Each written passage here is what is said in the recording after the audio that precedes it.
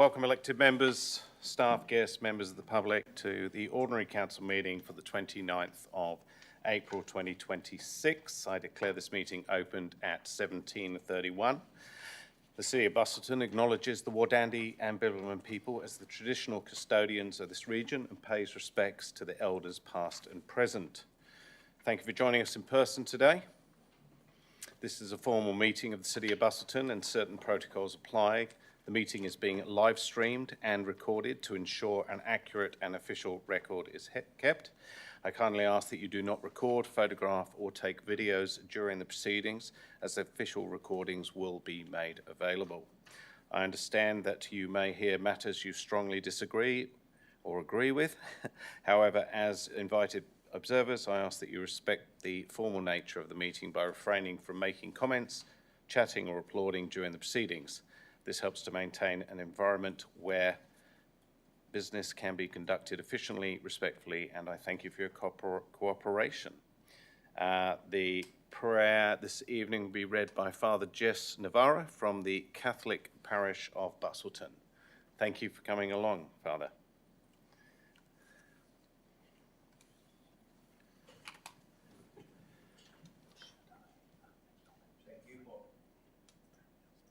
Present.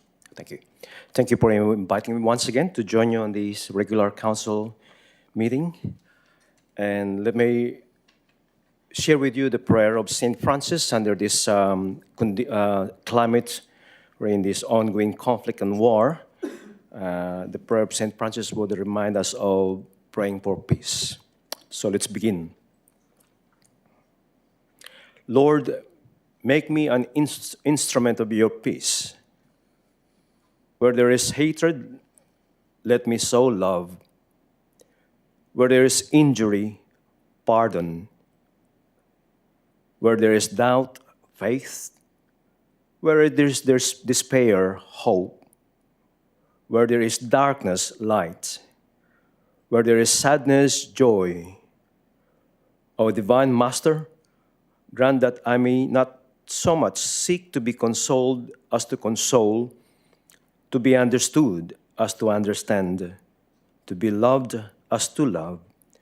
For it is in giving that we receive, it is in pardoning that we are pardoned, and it is in dying that we are born to eternal life. Amen. Amen. We ask you, Lord, to bless our meeting this evening, as to continue to lead them and guide them so that they continue to serve our people in this city of Busselton. Amen.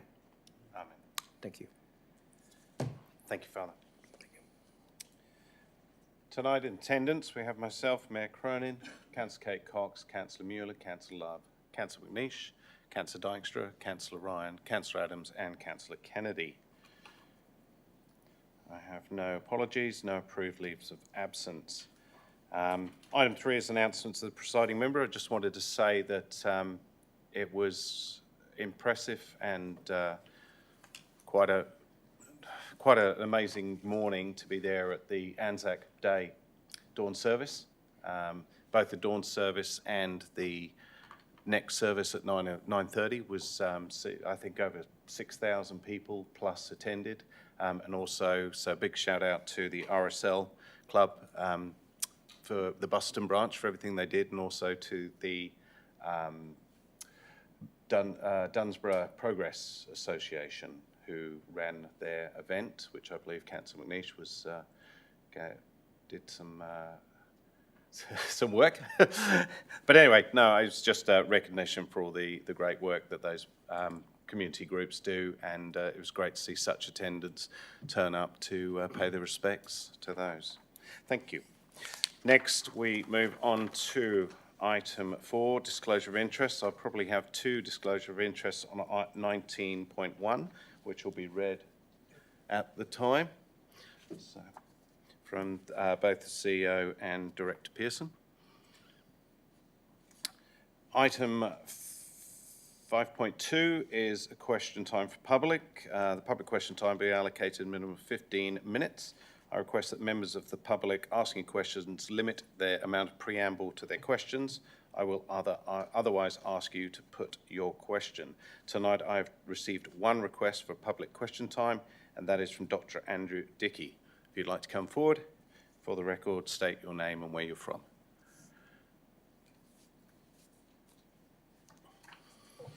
Andrew Dickey from Busselton.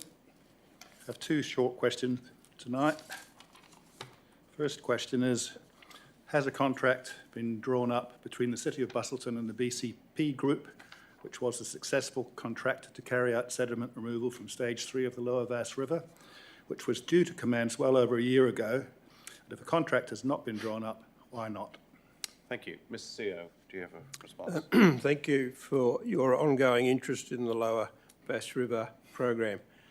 I can refer you to previous responses provided to you, which I will reiterate again for your convenience. The City continues to work with the contractor to progress preparatory work. At the annual general meeting of electors the 2nd of February 2026, you asked the question, has a contract been finalised between the City of Busselton and the BCP Group, which won the tender in January 2025 for the Stage 3 sediment removal from the Lower Bass River. At that time, the Director of Infrastructure and Environment advised, as we previously answered, the Council endorsed the outcome of the tender submissions and accepted the tender from Busselton Civil Proprietary Limited, otherwise known as the BCP Group, on the basis of direct excavation methodology. Water levels in the river are delaying the works start date until the works date is fixed. The City is unable to execute the contract. To enable preparatory work, the City has engaged the contractor separately to complete planning work, documentation and method refinement. In relation to, so there is a written contract in place, how can you start work without a contract? The answer at that stage was, and still is, no, there is still no written contract. This can't be finalised until we know the start date and the methodology is finished. Thank you. Second question is regarding the post on the City of Busselton Facebook page about the Saltwater Community Open Day on May 9th. Why was further commenting blocked on this post after comments had been made? And then all previous comments on the post were removed subsequently. Mr. CEO, do you wish to answer? In response to the question, as the owner of the Facebook page, the City is technically the publisher of comments and therefore responsible for the content. The City has published social media rules of engagement, which are permanently visible at the top of the City's Facebook page, and this outlines the circumstances when it's deemed appropriate for the City to hide a comment on its page. The City has recently introduced an operating practice to close off comments after 3 days to enable moderators to focus on newer posts. This prevents the risk of moderators potentially missing a comment on an older post that might breach the rules of engagement. Closing off comments does not delete or hide the comments already posted, but does prevent further comments from being added. Even with the comments closed, people can still share the post to other pages which are not managed by the City. With the Saltwater Community Open Day post, the City hid 2 comments which were deemed to have breached the rules, one being due to profound use of language or profanities, words starting with F. No other comments on this specific post were hidden or removed. Thank you. Are there any further questions from the public? Moving on. I've received no petitions. We now move on to item... Oh, I've moved on.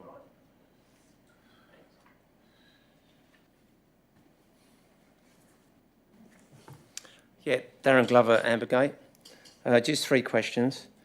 How much does the City of Busselton receive in the way of funding with reference to its sustainable policy 2025?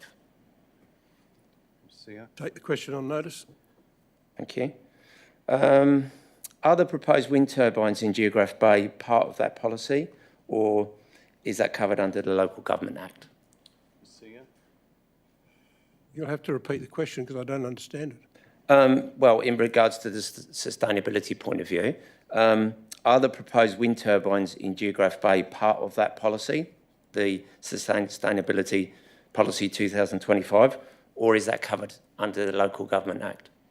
the Local Government Act doesn't cover the wind turbines, and there's no wind turbines that have been approved by this council or approved in that location.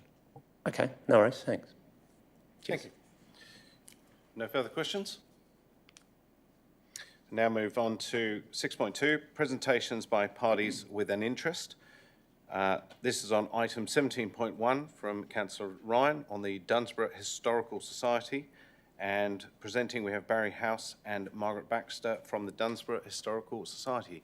If you'd like to come up, you'll have 5 minutes to present to Council. And welcome, Mr. House. Good to see you.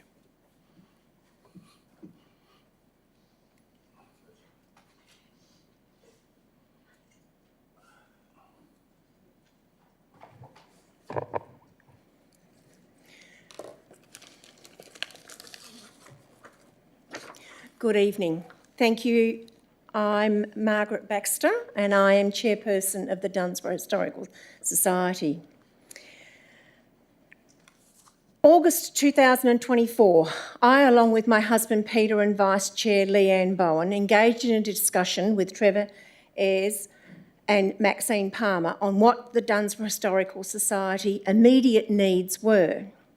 This meeting came about because of my previous presentation to Council in April that year. Again, 2019, Society members met with David Goodwin and Adrian Fisher to discuss Dunsborough Historical Society's desperate need for premises. Since these meetings, we have heard nothing. The question the Dunsborough Historical Society would like to ask the Mayor and councillors: is Dunsborough and the Cape's history worthy of preserving for our future generations? Our local history has been passed down by previous generations and meticulously documented over 35 years. This historical collection goes back over 100+ years. We are the guardians of this historical legacy and bear the responsibility of ensuring its continued preservation. We need premises that our members can work efficiently from and with storage for our valued material. As is usual for other organisations, meetings are held in premises where work is shared by members. However, we are unable to complete this basic requirement. All administration and documentation are completed from my own kitchen table. I don't have an office or a space to share this work.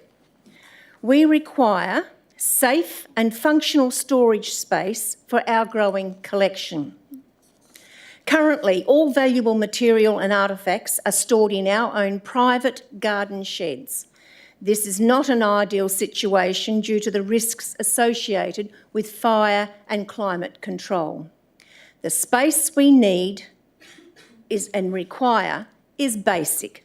It simply needs to be large enough to provide office space, toilet, kitchen facility and adequate storage.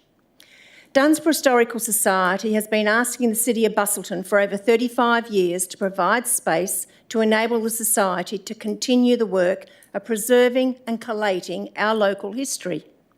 We understand the difficulty to identify and provide ready-to-use facilities. We, through our members, have the capability and knowledge to apply for grants. We can also see the merit in perhaps constructing adequate premises that are aligned with our requirements. Our local trades are prepared to assist with this. Maybe vacant land is the option. We have strong membership of over 50 and the community support. The value of history and the significance of preserving our local history for future generations is so important. The study of the past and telling its stories are crucial to our sense of belonging, to our community and to our shared future. We preserve authentic, meaningful and significant stories of places, documents, images and artefacts. Dunsborough Historical Society is committed to building a foundation, ensuring that future generations can comprehend and appreciate the significance of our past. Thank you for this opportunity to speak. Thank you. Thank you, Margaret. Mr House, and welcome as a Freeman of the City. Thank you, Mayor, councillors, Gary and staff. Thank you. Barry House is my name. I'm a retiree who still seems to be as busy as I want to be. But in this capacity tonight, I'm here as a member of the Dunsborough Historical Society, and I'm pleased to support Margaret's comments and support the motion that's in front of you at tonight's meeting. The central question that Margaret posed is that, is Dunsborough and the Capes region's history worthy of preserving for our future generations? The answer, to me at least, and I think it should be to the community at large, is an overwhelming yes for a variety of reasons. There's an old adage, we need to know where we've come from to know where we're going. And that applies to history, heritage and senses of belonging. It might be a coincidence, but it's an unfortunate one, but tonight is the anniversary, the 147th anniversary, incidentally, of the gazettal of the Dunsborough town site on the 29th of April, 1879.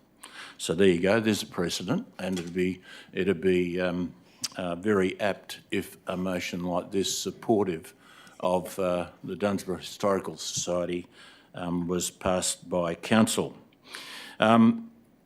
That's the Dunsborough town site. Of course, the surrounding areas of the Capes region and Quindalup and Yellingup, there's a lot of history that goes back even further than that. And that's where the heritage lies.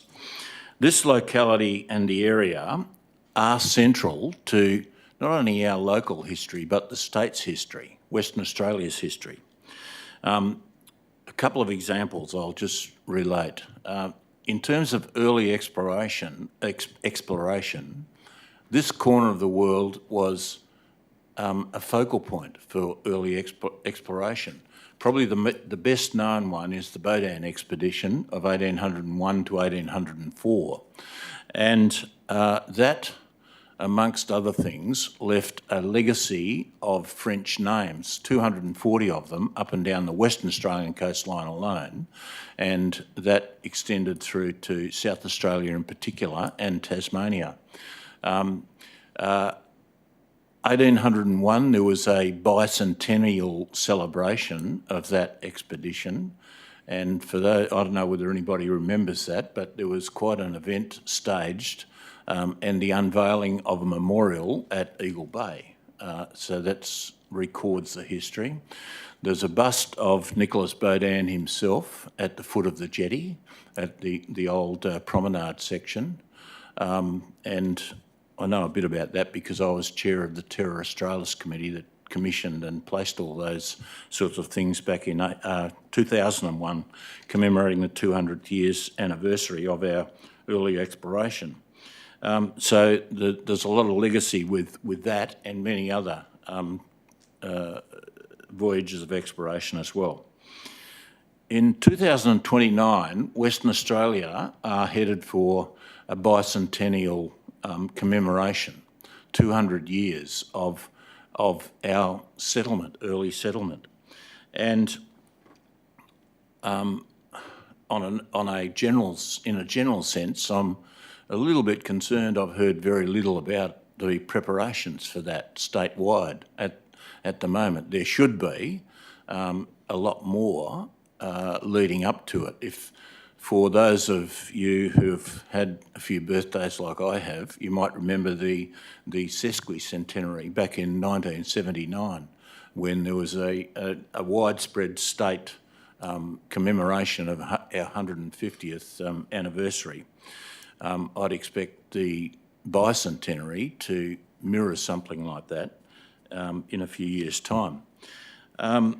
This area was very important in the early development of Western Australia in terms of its governance, industry, commerce and settlement.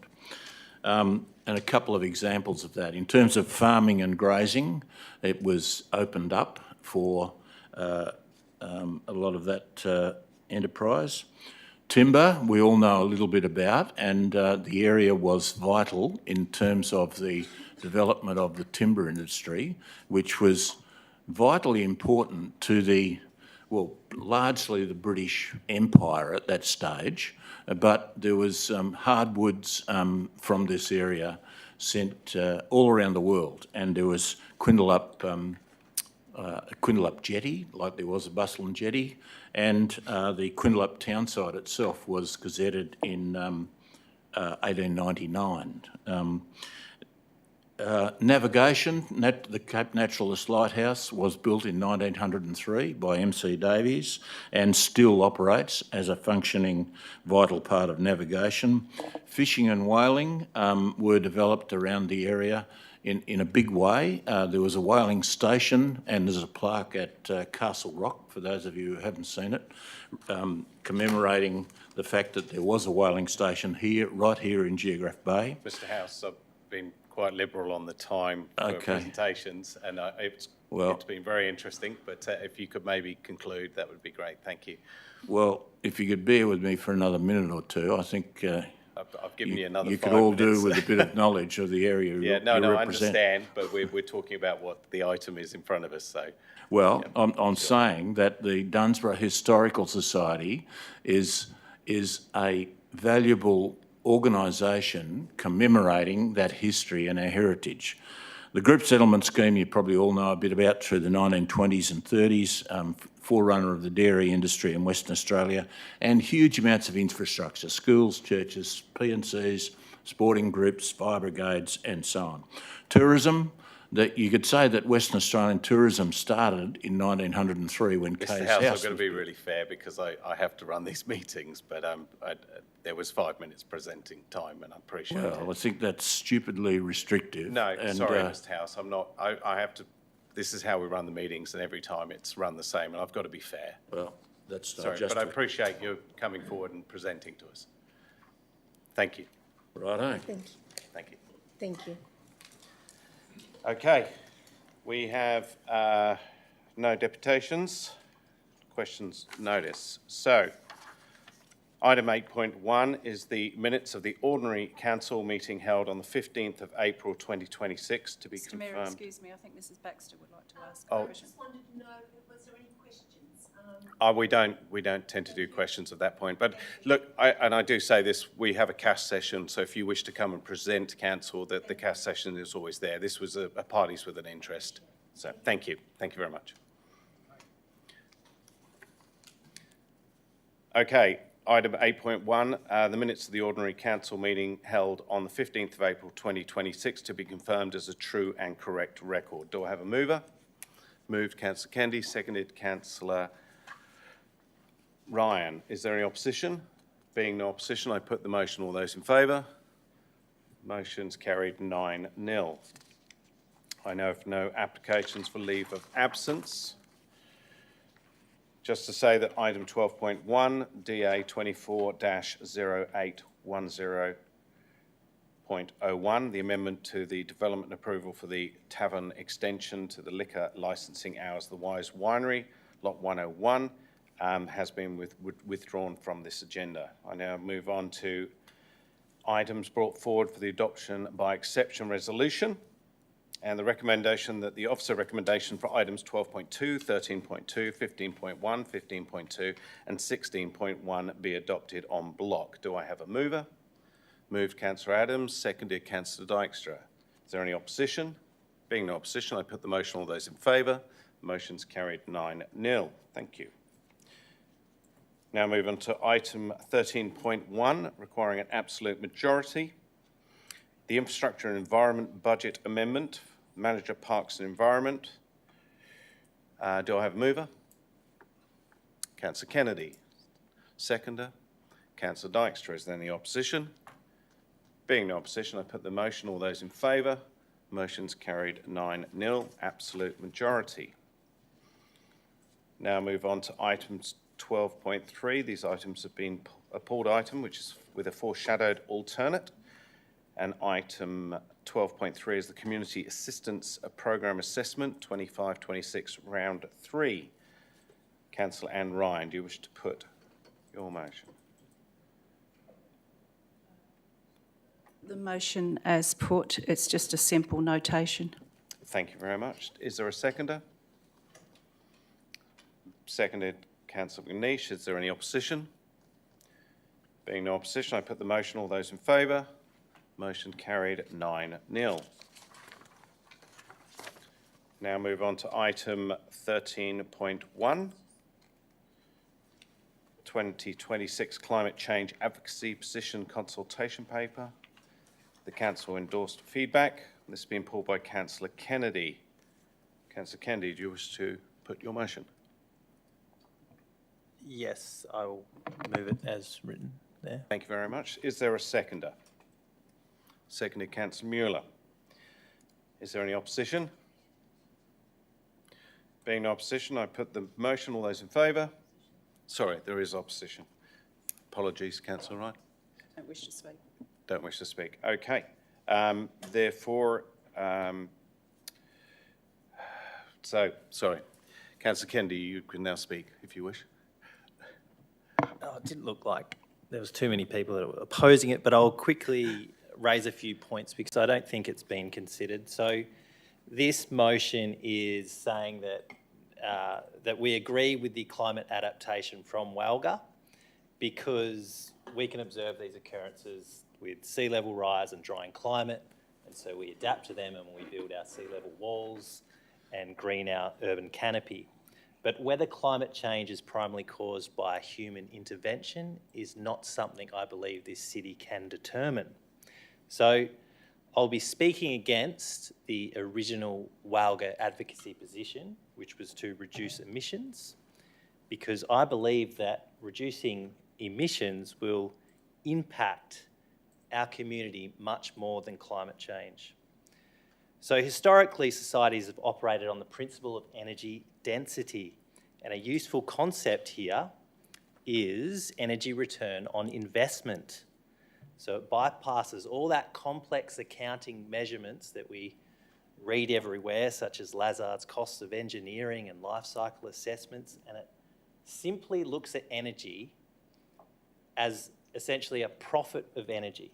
So it looks at the unit of energy, taking away how much units of energy it takes from that to give us a ratio. So 1 to 7 is considered break even, and recent studies have come out and said that solar sits at 1 to 10, wind 1 to 20, coal 1 to 30, gas 1 to 50, nuclear 1 to 80, and hydro 1 to 200, which is great, but hydro cannot be scaled. So societies need high energy return on investment to function. So we have first-hand experience with this when the city considered a solar farm and when we considered purchasing extra power for renewable energy, and the city did not commit to those initiatives. We've also seen this when the world economy shut down during COVID. Energy usage and CO2 usage only dropped by 5%. And that was a major component to the cost of living. And we're currently seeing this at the moment with the fuel crisis. When energy is restricted, the cost of everything goes up. Studies also indicate the current lithium resources cannot feasibly replace our mobility network. Again, we see this locally with sand and gravel. So these things create extra cost. Climate change predictions are catastrophic, but reducing emissions will be catastrophic. As energy becomes more expensive, so does everything else in the council plan. House prices, sport and rec, airports, road reserves.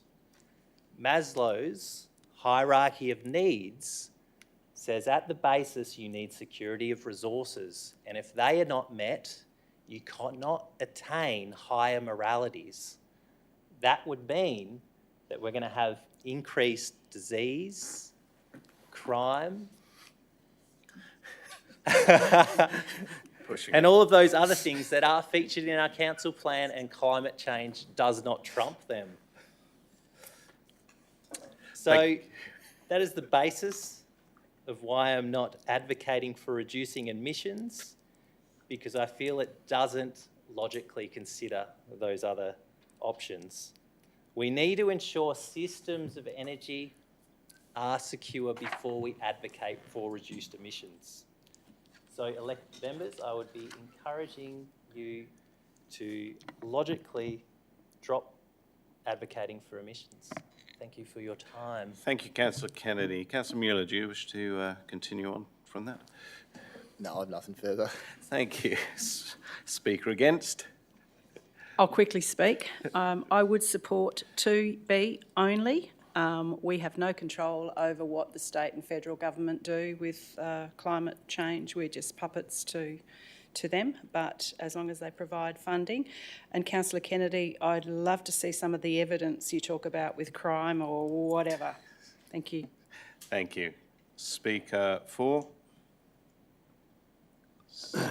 Councillor Manish? I move a procedural motion that the motion be put. I think I was going to take much longer, but therefore we have a procedural motion in front of us to put the motion. Do I have a seconder? There's lots of them. Councillor Love. Therefore, I put the motion that we put the motion. That's carried 9-0. Therefore, I now put the motion in front of you. All those in favour? That's Mayor Cronin, Councillor Cox, Councillor Mueller, Councillor Love, Councillor McNeish, Councillor Dijkstra, Councillor Adams, Councillor Kennedy. Those against, Councillor Anne Ryan. The motion is carried 9-1. Thank you. 8-1 maybe this time. Got distracted from that one. Okay, we now move on to item 16.2, the You Choose programme. Councillor Anne Ryan, do you wish to put your motion? The removal of point 2 as put. Thank you. Is there a seconder? There is a seconder. Councillor Adams. Is there opposition? There being opposition. Councillor Ryan, do you wish to speak to your motion? Simply that this particular initiative was brought about during COVID, and I'm not sure of the particular circumstances, but that was my understanding of it. And during our budget deliberations or long-term financial plan deliberations today, I think it's fairly evident that we need to start reining in the things that we do. There's plenty of money being doled out on tonight's agenda, and I think we need to reassess this and the other programs that we do. And but I'm not suggesting that this is not funded, and I'm not suggesting that the program is continued. But point 2, I think, in this particular instance, should be removed. Thank you. Thank you. Councillor Adams, do you wish to speak? Yeah, not for long, thank you, Mr Mayor. I agree with Councillor Ryan. I think we need to remove this for the future. I think we can, being on the member of CAPS, I think a lot of this stuff could go to CAPS, and there seems to be a lot of money there. I'm not saying they're not worth it, but after having been to a CAPS meeting and then look at this and not being rude to these people that are getting this, I'd rather it go to CAPS funding and keep the figure down so we can have more people in our city benefit. Thank you. Thank you. Speaker against? Councillor Love. Elected members, I rise to support the officer's original recommendation and to respectfully oppose the alternative motion moved by Councillor Ryan. I want to be very clear about what is actually at stake tonight, which Councillor Ryan's already alluded to. Both motions fund exactly the same 8 community projects for exactly the same amounts. The only difference is the alternative motion removes a commitment to a 4th You Choose round in 2027-2028. That is the real question before us. Firstly, the program was not a COVID response. Councillor Ryan's stated reason is that the program was instigated during COVID and that COVID has been and gone. With respect, that is not accurate. This program was born from a deliberate, strategic decision by this council in 2020-2021. The CEO was given a specific KPI to deliver a participatory budget methodology report in readiness for implementation as a pilot program.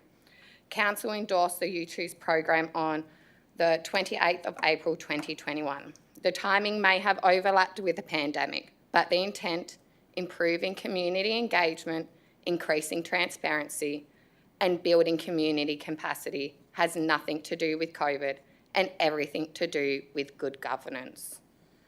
The community has spoken loudly. In this very funding round, voters were asked whether they want this program to continue. Of 1,250 eligible votes received, 1,207 said yes, 35 were undecided, and just 8 said no. That is 96.5% in favour of continuation. Over 80% of all respondents left positive or highly supportive comments, describing the program as inclusive, empowering and beneficial.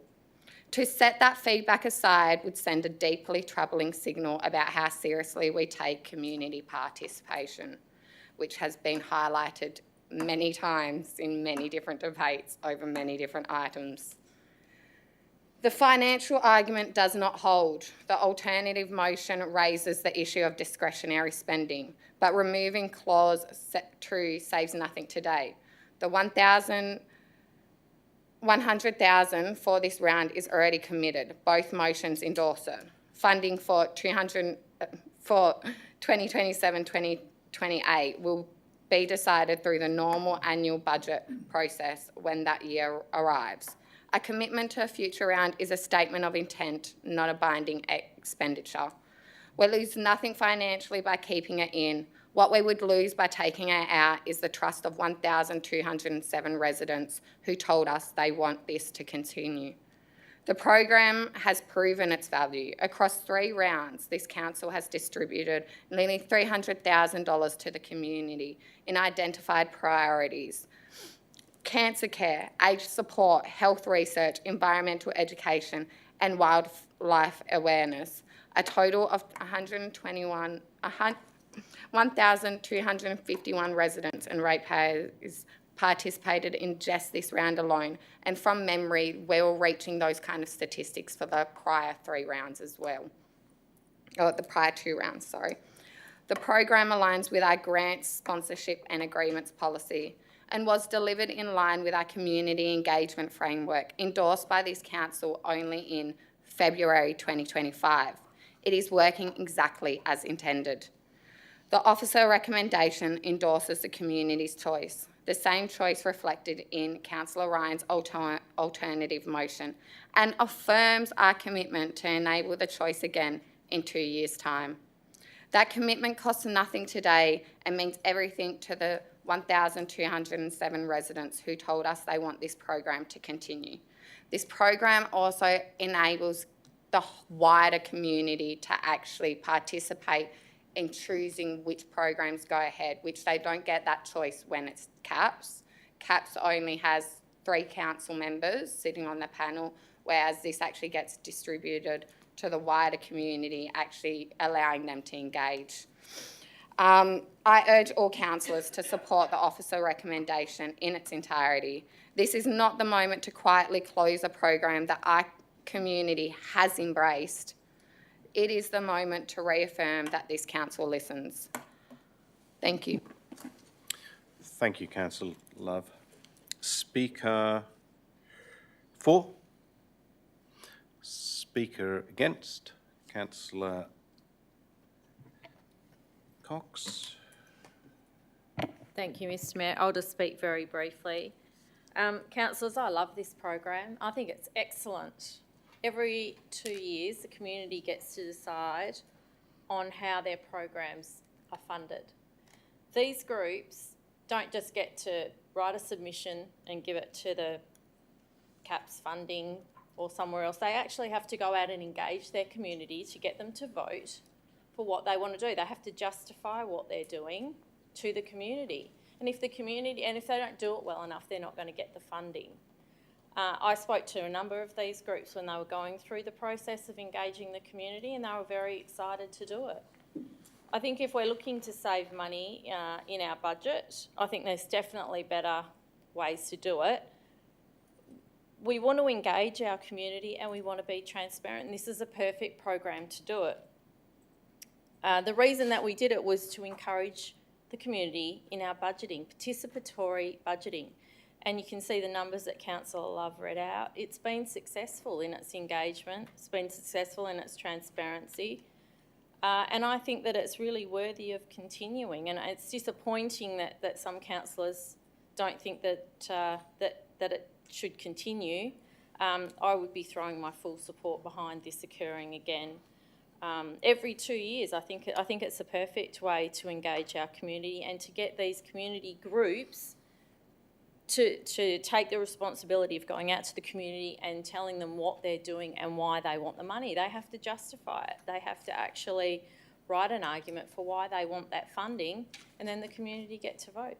Great program.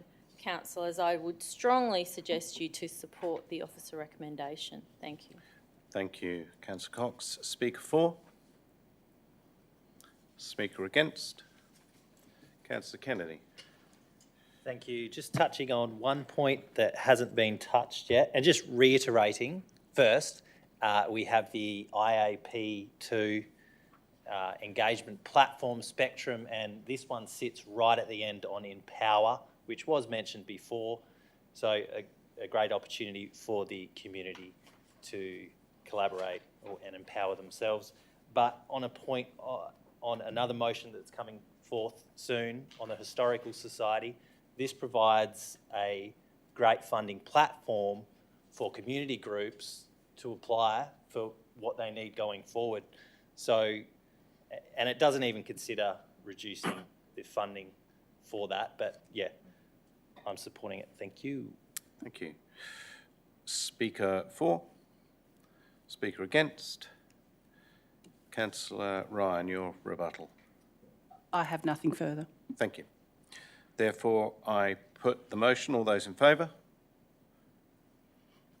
Councillor McNeish, Councillor Ryan and Councillor Adams. Those against? Mayor Cronin, Councillor Cox, Councillor Mueller, Councillor Love, Councillor Dykstra and Councillor Kennedy. The motion is lost 3-6.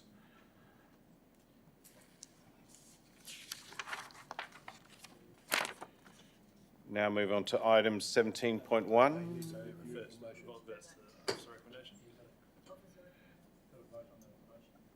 Apologies. Yes, okay. Now we move to the officer's recommendation, which includes item number 2. Do I have a mover for the motion? Councillor Love. Seconder, Councillor Cox. Is there any opposition? Being no opposition, I put the motion. All those in favour? Motion is carried 8-1 with Councillor Ryan against. Thank you.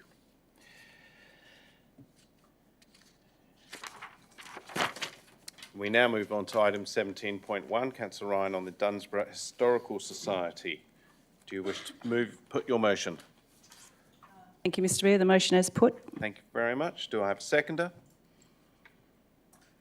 There being a seconder, Councillor Mueller. Is there opposition? There is opposition. Councillor Ryan, do you wish to speak? Thank you. Councillors, the Dunsborough Historical Society has been in discussions with the Shire as it was, and now the City of Busselton, Councillor Adams, since circa 1993 for a place to call home. According to the President, Mrs Baxter, the region's history is currently being stored in sheds and garages at committee members' properties, not in any one place. People wishing to donate have been turned away because there is no more room. This is unacceptable because some of the collection is required to be kept in temperature-controlled conditions for optimum longevity. Dunsborough Historical Society has been in discussions with staff to be able to build a purpose-built facility or a city-owned facility which could be adapted. However, despite many meetings and discussions, DHS are disappointed that no solution has been forthcoming so far. In my time on council, this time around since 2021, the Historical Society have presented to elected members on a number of occasions in a hope of finding somewhere suitable. Staff have suggested the Yelling Up Hall's not appropriate, nor the Dunsborough Toy Library. Some touted options. A site at the community garden and lion shed was the last option suggested to the CEO. I personally suggested that, and he said, great idea. But we got nothing back. And there's been no feedback to councillors on any assistance for the Historical Society. Councillors, this is a simple request. If you read the motion, nothing more than a request for a potential place for DHS. There's no promises been made on where it might be, on the costings, nothing more. It's just for the CEO to investigate a place that they could call home. He or she may come back and say, we don't have anywhere. But he or she also might say that we do. Currently, our CEO is investigating our land holdings, and seemingly there is not a list that is available at the touch of a button. I note Director Palmer earlier stated that these things need to be costed. I'm not asking for anything to be costed. I'm asking for a site that could be where the DHS can call home. Our history is absolutely vital to our heritage, and protecting Dunsborough's future means and honouring its past, including its Indigenous heritage, early settlement, shared memories and physical memorabilia. And Barry stole my saying earlier, because after all, if you don't know where you've been, you don't know where you're going. So the Toy Library, a greenfield site at the men's shed and the spin cycle room have all been investigated. But when did councillors ever hear about why or what was the issues so that we could say, well, we don't agree or we do agree? So this is why I'm asking if we can have more information, or we go back to Plan B. And I'm a little perplexed at the officer's comment that the city remains committed to continuing to work with DHS to explore potential opportunities where feasible. However, given the above investigations, there are currently limited options available, and staff would be unlikely to identify other options within the timeframe requested within the notice of motion. A report that's brought back with the report that the CEO is doing on land tenure and ownership. Councillors, we recently, in the last couple of years, have had similar issues with the squash club. They were persistent, and we finally now found them a place to call home. Fingers crossed. Just because it's hard or tricky, we shouldn't give up on the Historical Society. If in the end there isn't a suitable site, then so be it. We should look at Plan B at that time. Councillors, I'm urging you to simply request the CEO find a possible place for the historical, I nearly said Hysterical Society, Historical Society. Councillors. Thank you. Councillor Mueller. I'll reserve my right, thanks. Thank you. Speaker against? Councillor Cox. Thank you, Mr Mayor. I don't actually object to this notice of motion per se. However, I would like to foreshadow an amendment to the notice of motion that would incorporate changing the wording to finding a suitable meeting and storage space, that the CEO investigate suitable meeting and storage space options for the Dunsborough Historical Society, and taking out point 2 in terms of a timeline so that it doesn't put so much pressure on staff. And the reasons that I would be considering putting these amendments up is that I think that we know that land is extremely constrained in Dunsborough, and therefore an actual future site for the Dunsborough Historical Society, I believe, at this time is problematic, and therefore is probably going to be much more successful trying to investigate further options other than have already been investigated in terms of meeting and storage space. Given I would like to see from the Historical Society an actual plan and something like a business case or something written in terms of exactly what they require. I know Mrs Baxter did mention that they want toilet facilities, kitchen, meeting rooms. Given the constraints of Dunsborough at the moment, the council is moving towards co-location. I think it's the only real solution for the future, so that I think realistically the Historical Society are going to have to be co-located somewhere, and we probably just need to investigate a bit further what other options, and it may not be in Dunsborough either, because Dunsborough is so constrained, unfortunately. So I think that there does need to be a bit more investigation done. I would just like to see, I think future site implies that they may get a piece of land to build something, and I'm not sure that that's going to be possible. Maybe in the future, but I think at the moment, more realistically, we'd be looking at meeting and storage space options. So if this current notice of motion is not successful, I'd like to foreshadow.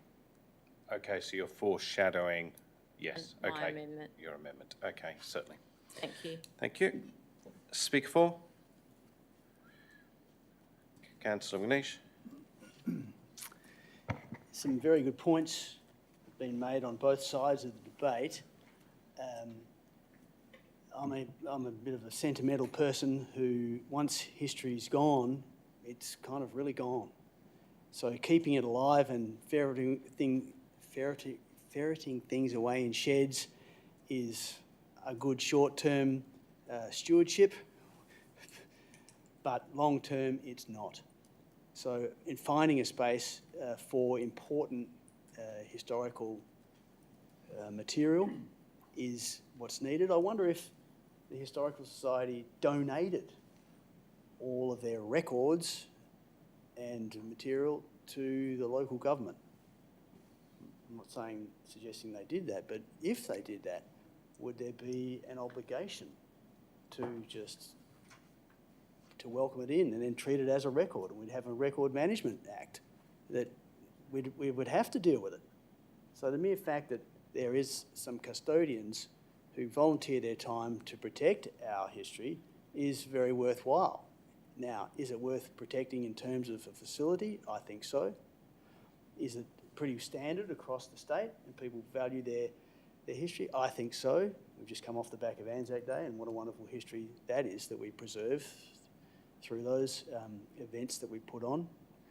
So I'm wondering about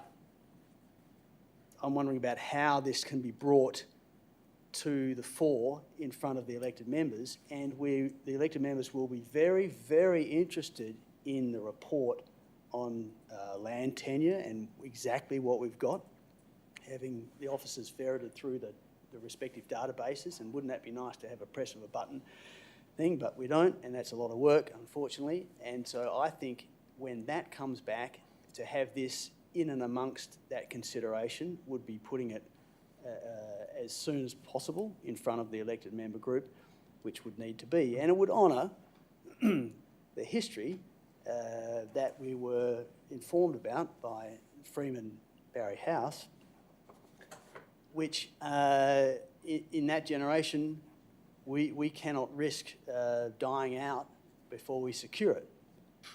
Even the Yallingup Hall, I don't see the officer comment pertaining to the Yallingup Hall, but I do see it in Councillor Ryan's commentary. And that was brought up in bits up the Caves Road track, pulled by horses from down Molloy. That's how far that goes back. And I note that we're going to have a new intersection built there, and there's a cricket oval there, and that could be with a new intersection and the road being still there, but put into a combined reserve. That would be a wonderful precinct for a celebration of history and on a tourist route. So those are the kind of things that would come into the fore for the consideration of this when that report comes back. So I wish the staff all the best in getting all the information. I really look forward to it because that report has a bearing on a number of other things that we've been talking about in a big day that we've had today. And I think we need to do that to honour the efforts made by the volunteers and the importance. We send a big important signal about the importance of our history, which I might add, in 3 or 4 years, maybe 5, we will be celebrating, I hope we celebrate, Cattle Chosen, which was the original farm of the Bussell family 200 years ago. So we really need to be sending a signal about our history. Thank you. Thank you, Councillor McNeish. Speaker against? Could I ask a point of clarification or clarification. question? Yeah, just the interpretation of the word site, does the CEO find the word site to be exclusive of buildings and only to land, or would it include both land and building? I'd see it as land and buildings. Thank you. Speaker against? Councillor Kennedy? I will be the bad guy this time. I am speaking against, because it was mentioned squash, eventually found a home, but I think we need to also take in consideration squash had a very good plan. They were very persistent as well. They collaborated with other groups. They went to the golf club. They tried it there. They were leasing with a private organisation. So they've done a lot of work as well, and finally they're getting some fruition there. So I believe that Dunsborough Historical Society does need to approach other organisations that have venues. There is the option of CAPS as well. They can apply for grants there to get some storage. And again, yes, they need some land applied there. So similar to Councillor McNish's comment on sentiment, I also have a philosophy of detachment to material things. My granddad's shed at the moment has got lots of things in it, and eventually you do need to triage things and find out what's most important to you. The land tenure project that's coming to council soon, I believe we will see options there, because in the officer's comment there was mention of not really sure what else a report would provide. So I feel waiting for that land tenure document, we can see what is available, and also need to be mindful that there are other organisations that have approached the city for space and land. Precious Plastics wanted somewhere, Acting Up needed somewhere to store all their costumes.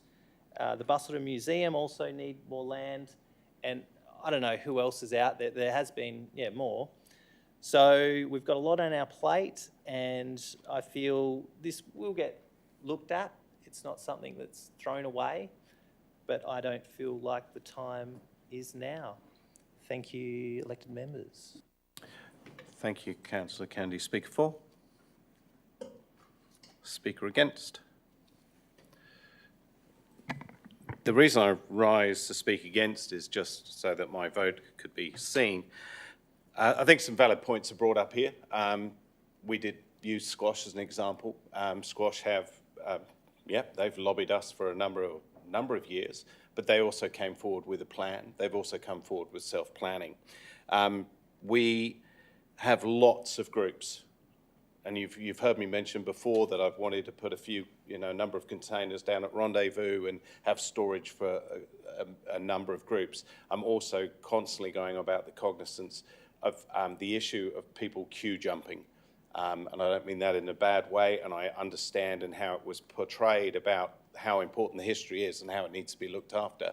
I'm not disputing that whatsoever, but I think in the form of a motion in this way, it would set precedents so that any group that would want any storage would come to us, get a councillor to, put a nom forward, and we would find ourselves continually in this situation. And I do need to remind councillors that we represent all of the community. There are a large number of community groups. We do need to be mindful of this. And if a report came back and said, well, there's some space here, some land, and we're going to have to build a hut, we're going to have to do this, put air conditioning in it, etc., then we need to find it in the budget. And also the point that says this report needs to be back to us by June 30th makes me very nervous, because that's only 2 months away, if I'm reading this right, the end of the financial year. And we understand our situation from what's about to occur in item 19.1. There's going to be a change of people, possibly, so we need to be mindful of what's the future moving forward. I am more than happy to speak with the Historical Society and work with them, as I do with a number of other groups, and I'm sure a number of councillors do. I think what is also missing is what are the requirements? We have no understanding, and it's all very well asking the CEO to go investigate this, but it would have been nice today to be presented with what the requirements actually are, the amount of space, where they want to be, etc. So I just feel that this is sort of jumping the gun a bit, so therefore the reason I'll be voting against this, though I'm more happy to work with those groups, I feel it's a bit of queue jumping, and we need a little bit more information, and item 2 definitely is just too quick, 2 months away, and I think that's clear in the officer's recommendation. So I would be voting against this. Thank you.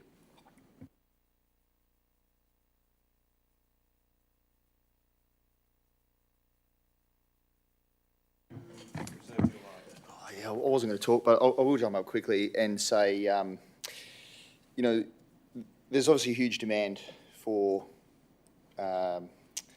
financial support from our community, and it comes to the council for the council to prioritise what they think is important. So when it comes to queue jumping, there's almost a never-ending list of people who would like money. This isn't really anyone asking for money, as I read it. It is asking for a report to be produced. So in terms of the lack of a plan from the Historical Society, I don't know how the CEO would move forward with this without clarifying that prior to conducting the investigation. So I think it's a part of the process that this is asking for. Look, the older I get, the more interest I guess I have in things like this, like the history of the area, and as I learn stuff, it really blows my mind. And I was having a chat to a gentleman who I'm going to assume is in the Dunsborough Historical Society, because he is in some historical group in Dunsborough, so I'm going to guess it's this, telling me about, I attended a bushfire a few weeks ago in the, I think it was Yelverton Reserve, and there was a clearing where people camp, and hence where the campfire set the bush on fire. And I found out that there used to be a train line that went from Quindalup town site to the jetty, where there was a timber mill in this reserve, and blown away. Like, I don't know this stuff, and I think it's fantastic if there is, you know, a group of people that are looking to preserve that and continue to do so. And I imagine it's something that perhaps when I am a little bit older, I'll be more interested in and being a part of. So I think it's really important that that we support it. So yeah, I think that this is the timing is a little tight, but it does say that or in conjunction with the report which is being prepared currently on land tenure and ownership. We heard from the CEO today that that's not quite ready yet. Perhaps that won't be ready till August. So, or whenever. It might not be ready before the end of the financial year, so there's a bit of an out there if needed, I suppose. Yeah, look, I reckon we should support these guys. Use our discretion as elected members of the community to prioritise what we think is important, and so I commend you to vote this one through.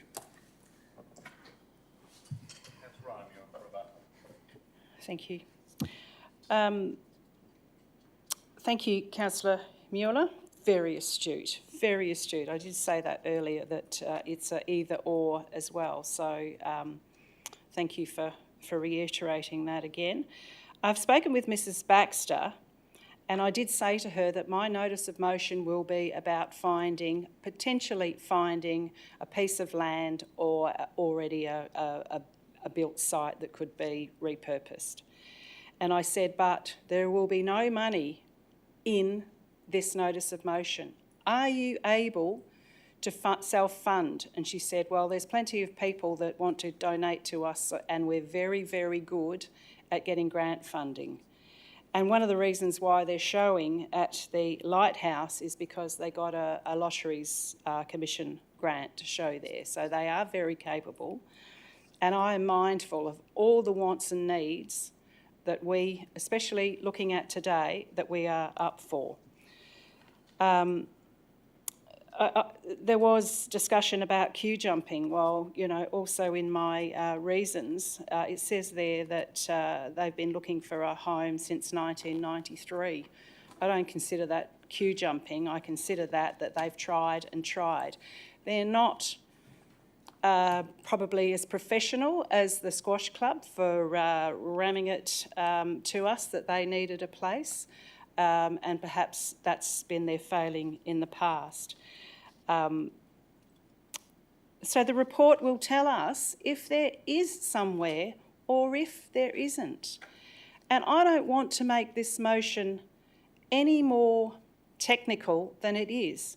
It simply says, Mr. CEO, tell us if there's a site and bring it back when you've got all the information on the land tenure. You know, thinking tonight, there is probably a great place at the Holy Mile. As Councillor Cox suggests, it might not be in Dunsborough. Maybe it is the Holy Mile. I don't know. But councillors, I simply ask you to support this notice of motion in front of you. And Mr Mayor, if you believe that there are other people wanting places, then please put up a notice of motion so we can also consider them. This, right now, is for your consideration, and I truly hope you support the motion. Thank you.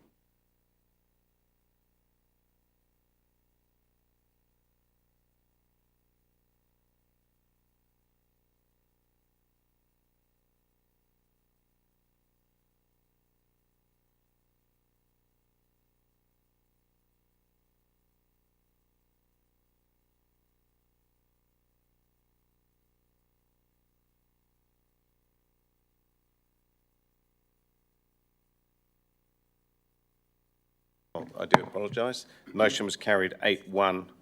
Just Councillor Kennedy voted against. Okay, we now move on to item 18, which is, councillors, I have consented to the inclusion of an item for urgent business for council to consider following today's CEO selection committee meeting. The item of urgent, councillors, please. The item of urgent business is for council to consider the CEO recruitment update, 29th of April 2026. I note that this item is marked confidential in accordance to the section 5.232B of the Local Government Act 1995. I therefore will put forward the motion to consider the item of urgent business first. So we first require to consider whether the council will resolve to consider this item of urgent business. Do I have a mover for that? Moved Councillor McNeish, seconded Councillor Love. Is there any opposition? Being no opposition, I put that motion. All those in favour? That motion is carried 9-0, absolute majority. I therefore move that into now 19.1. We have one report of confidential nature in accordance with section 5.232B of the Local Government Act 1995. In order to maintain the confidentiality of these items, I will seek a decision to close the meeting to the members of the public and all staff. Do I have a mover? Moved Councillor Cox, seconded Councillor Mueller. Is there any opposition? Being no opposition, I put the motion. All those in favour? The motion is carried 9-0. I would now request that the gallery is emptied and all officers and directors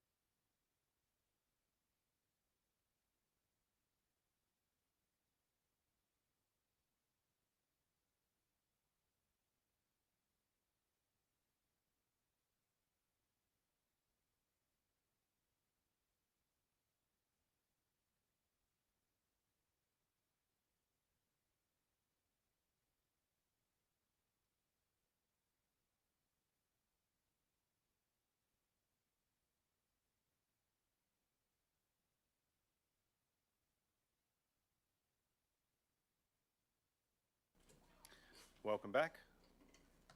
The resolution of item 19.1, the CEO recruitment update 29 April 2026. The committee recommendation was approved that the council, on recommendation of the CEO's selection committee, 1, selects a candidate named in confidential attachment 1 as to be suitable to be employed in the position of the Chief Executive Officer, and 2, notes that a further report will be presented to the council for approval of the proposed terms of the contract of employment and the making of an offer of employment. That was carried 9-0, absolute majority. The next ordinary council meeting will be Wednesday, the 13th of May 2026. I now declare the meeting closed at 18:46, and I thank everyone for their attendance. Congratulations, councillors.